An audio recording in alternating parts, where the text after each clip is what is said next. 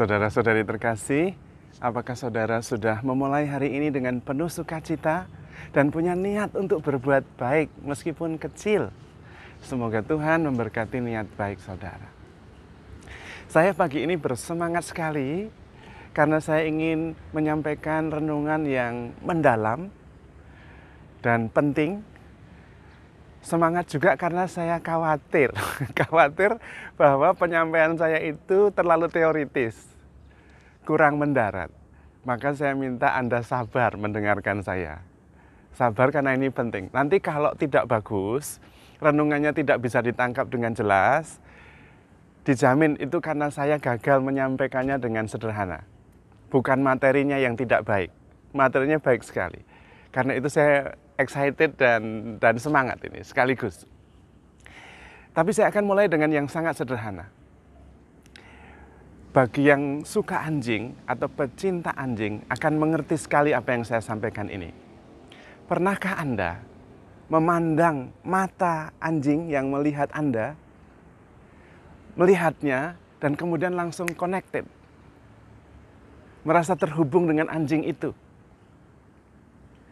Kalau Anda pernah, Anda sedang bersentuhan dengan diri Anda yang paling dalam, yaitu diri yang tidak digambarkan oleh konsep-konsep, oleh pengalaman, oleh karakter, tetapi Anda yang sebenarnya, yang disebut dengan inner self Anda dan inner self anjing itu. Kenapa? Karena anjing itu tidak punya konsep. Tidak punya rational concept, conceptual reasoning, tidak punya. Tidak punya pemikiran konseptual, tidak punya. Jadi ketika anjing itu bertatapan dengan Anda, anjing itu bertemu dengan Anda yang sebenarnya. Bukan Anda yang pinter, bukan Anda yang lemah lembut, bukan Anda yang adalah dosen, bukan Anda yang adalah romo, bukan. Anjing itu bertemu dengan the being of you. Gimana ya? Yaitu anjing itu bertemu antara being dengan being. Bukan konsep dengan konsep. Seringkali, nah kalau yang tidak suka anjing, tidak bisa mengerti. Karena yang Anda temui bukan anjing, tetapi gambaran Anda, konsep Anda tentang anjing. Anjing itu menakutkan, anjing itu bahaya, anjing itu galak, anjing itu bisa gigit. Itu konsep semua tentang diri Anda. Bukan anjing itu. Bukan the being of the dog. Gimana ya ceritanya ya. Nah, pada waktu momen itu yang suka anjing mengerti, yang tidak bisa mengerti juga sedikit. Tidak apa-apa, tapi dari segi yang berlawanan. Karena ketika yang tidak suka dengan anjing bertemu dengan anjing, oh itu dia tidak bertemu dengan anjing itu, tetapi bertemu dengan konsepnya terhadap anjing itu. Gitu. Mungkin contoh yang lebih sederhana adalah bukan anjing tapi bayi.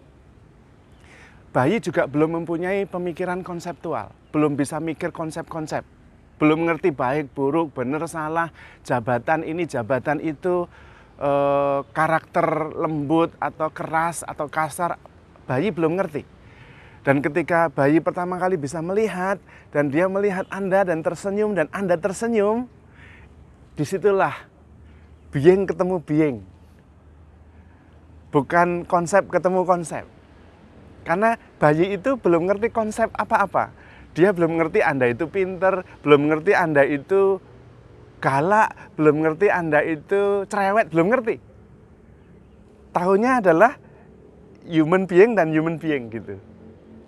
Jadi rupanya di dalam diri kita itu ada 3 lapisan. Lapisan pertama adalah fisik. Ya, Anda melihat saya fisiknya begini, rambutnya putih, agak keriput sedikit gitu karena sudah mulai umur. Nah itu fisik. Ya, tidak terlalu tinggi, nah, itu fisik. Itu lapisan pertama. Lapisan yang kedua adalah pribadi yang dibentuk oleh pengalaman psikologis. Atau disebut dalam bahasa Inggrisnya psychological self. Wah, nggak tahu itu, nggak apa-apa. Pribadi yang dibentuk oleh pengalaman-pengalaman psikologis masa lalu. Karena pendidikan orang tua, karena peristiwa traumatis tahun lalu, atau traumatis beberapa tahun yang lalu itu membentuk saya secara psikologis. Dan itu yang Anda kenal. Sehingga saya menjadi secara psikologis itu ngomongnya halus misalnya, lembut, kata orang senyum gitu. Nah itu psychological self. Itu yang kedua. Tapi ada deeper self yang di belakangnya lagi. Yaitu saya yang sebenarnya. Saya yang seutuhnya. Bukan yang hasil bentukan sejarah masa lalu saya. Bukan hasil bentukan proses saya berpikir, konsep-konsep. Bukan. Tetapi diri pribadi saya yang sebenarnya. Dan saya hanya bisa mengalaminya, diri saya yang sebenarnya, ketika saya berhenti berpikir. Karena ketika kita berpikir, itu yang ada adalah konsep. Termasuk konsep tentang diri. Saya yang lembut, kata orang. Saya yang ramah, senyum terus, itu kata orang. Tapi juga saya mengalami itu, konsep itu. Tetapi ada diri saya yang sebenarnya, yang jauh lebih besar. Yang berkaitan langsung dengan diri sejati yang universal. Atau disebut dengan universal consciousness. Kesadaran universal. Kesadaran saya, ya itu tadi diri saya yang paling dalam itu disebut dengan diri sadar saya atau kesadaran diri saya yang jauh lebih besar karena berkaitan dengan kesadaran universal. Maksudnya begini, di sini itu ada kesadaran universal atau yang disebut dengan Tuhan lah atau Allah yang sadar penuh terhadap semuanya dan kita ambil bagian dalam kesadaran diri itu. Seperti kalau dalam bahasa linguistik itu ada teori struktural. Itu ada yang namanya universal structure. Maksudnya gini, setiap kata itu selalu terhubung dengan struktur atau grammar universal. Maksudnya gini, kalau saya mengatakan peluru, nah kalau hanya peluru saja kita tidak ngerti. Tetapi meskipun satu kata peluru, itu berarti di belakangnya ada struktur universal. Berarti ada senapan, ada yang ditembak, ada istilah berburu, ada binatang, ada perang. Nah, dari peluru saja itu terkait dengan struktur atau bahasa-bahasa yang lain, kata-kata yang lain. Sama. Kesadaran diri kita yang paling dalam itu terhubung dengan kesadaran universal. Karena itu ketika kita bertemu dengan kesadaran diri yang paling dalam, kita merasa bahagia sekali. Seperti misalnya ketika kita melihat matahari terbenam dengan warna orange, agak kemerah-merahan, kemudian di atas lautan yang kemilau, kita kemudian bisa mengatakan, wow. Mengapa? Karena kita berhenti berpikir, kita berhenti mengkonsep. Dan kemudian kita sadar sepenuhnya bahwa itu luar biasa, tidak bisa dilukiskan. Nah itu berarti diri kita itu berbahagia sekali, free, sungguh-sungguh senang, bukan karena masalah alam. Tetapi saya sebagai being ketemu being. Sebagai ciptaan yang begitu indah, ketemu dengan ciptaan yang indah di dalam diri saya. Yaitu kesadaran sejati yang ada di dalam.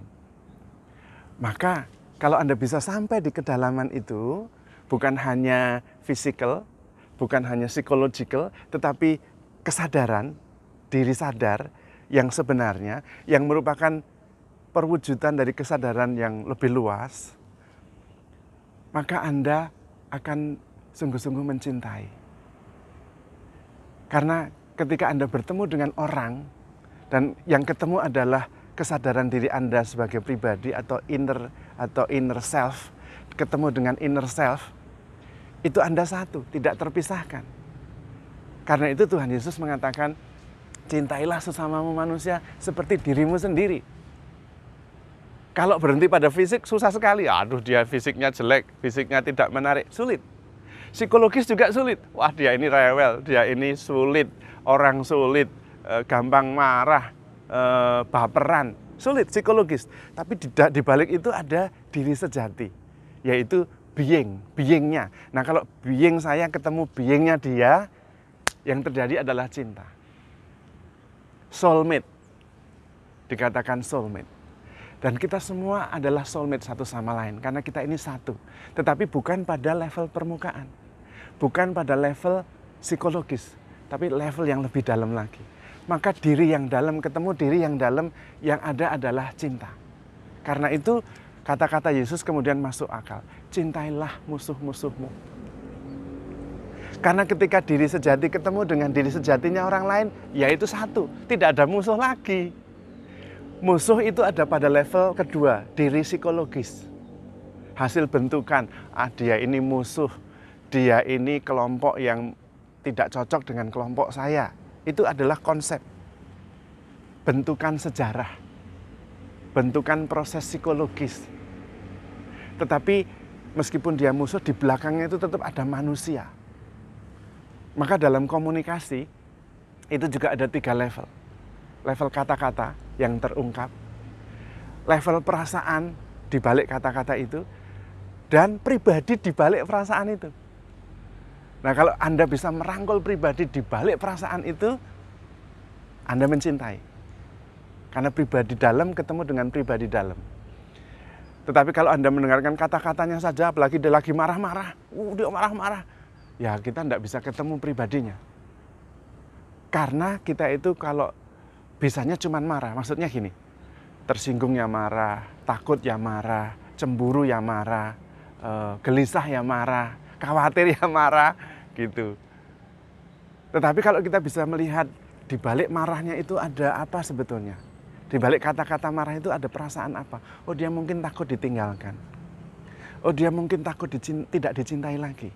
Nah, itu psikologisnya. Dan di balik itu ada pribadinya lagi yang perlu dirangkul, yang mungkin kesepian. Mungkin perumpamaan ini bisa menolong kita.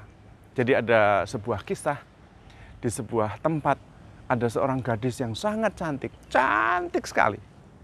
Cantik nomor 1 sedunia. Tapi tidak pernah keluar rumah. Dia hanya mengunci diri di dalam. Karena dia percaya nanti ada seorang pria, pangeran atau siapapun datang mengetuk pintu dan kemudian dia akan membukakannya. Tidak ada kunci di luar, dia hanya kunci ada di dalam.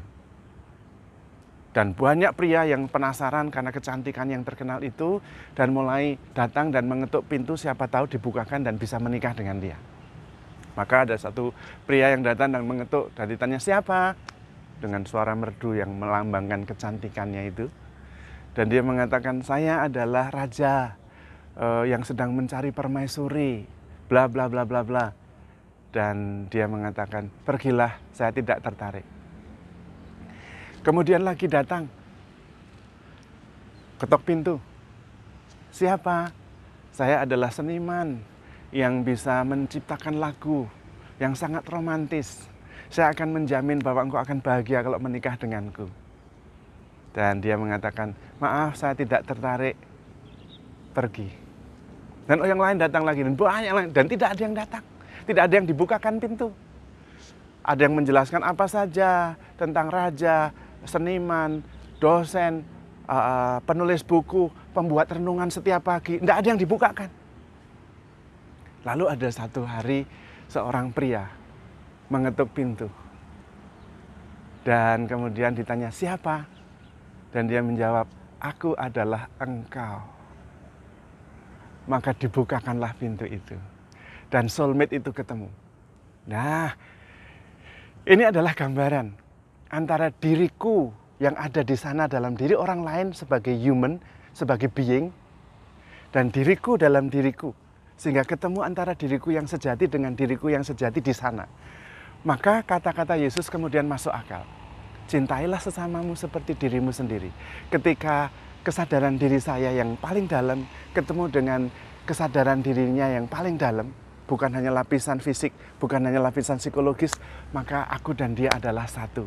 Dan itu soulmate.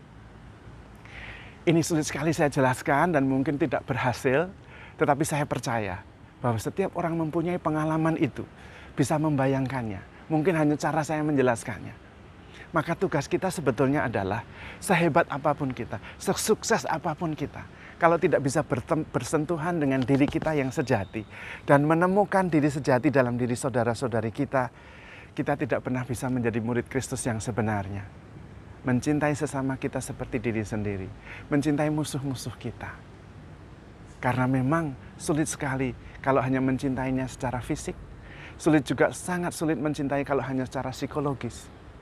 Tetapi di balik yang fisik, yang psikologis itu ada diri sejati yang utuh, penuh cinta, secitra dan segambar dengan Allah yang adalah kasih. Dan disitulah kita ketemu soulmate kita. Apakah gadis cantik itu akan tetap sendirian, kesepian di dalam diri kita? Tidak ada yang menemukan diri kita? Atau ada pangeran pribadi muda yang bisa menemukan diri kita dan kemudian bersuka cita karena bersatu antara being dengan being. Mari kita menemukan saudara-saudari kita bukan hanya secara fisik, bukan hanya secara psikologis kepribadian, tetapi diri sejati yang merupakan ambil bagian dari diri universal, kesadaran universal yang adalah Allah sendiri. Karena kita diciptakan menurut secitra dan segambar dengan Tuhan sendiri. Namun, dalam mencari diri sejati itu, dalam berkomunikasi, terhubung, connected dengan diri sejati itu, tetap harus ingat prinsip handle yourself with care because you are loved. Tuhan memberkati.